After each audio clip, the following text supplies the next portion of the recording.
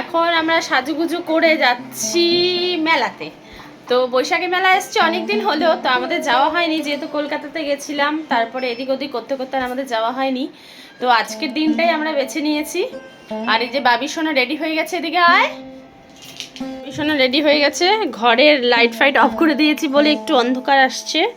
যে বাবি রেডি হয়ে গেছে, চলো। আর বাইরের ওয়েদারটা কিন্তু বৃষ্টি বৃষ্টি, বাবি রেনকোট নিয়ে যাচ্ছি, জানলাটা আর খুলছি না, কিন্তু ওয়েদার মেঘলা মেঘলাই আছে, দেখি যাই।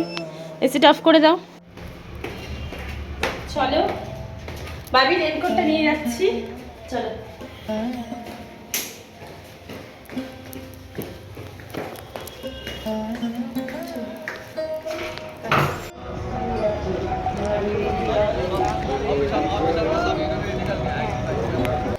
এই বছর আমাদের বৈশাখী মেলাটা অনেক দূরে হয়েছে।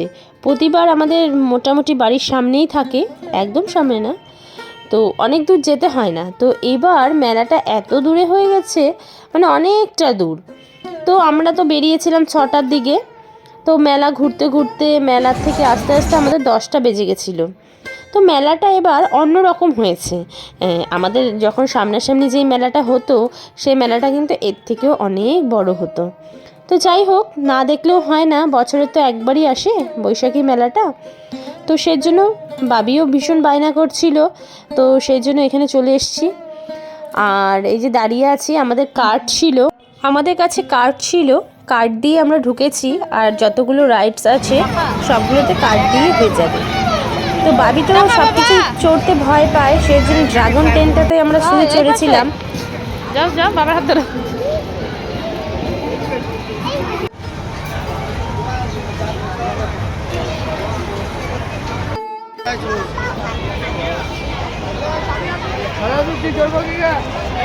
এবছর বৈশাখী মেলাতে বিশেষ আকর্ষণ ছিল রাশিয়ান জলপরি। তো 150 টাকা করে টিকিট কেটে সেখানে ঢুকতে হয়েছিল। আর এটাতে কিন্তু কোনো কার্ডের অ্যালাউ ছিল না। আর জলপরিগুলো বেশ দেখতে ভালো লাগছিল, কিন্তু টাকা অনুযায়ী কিন্তু অতটাও সুন্দর না।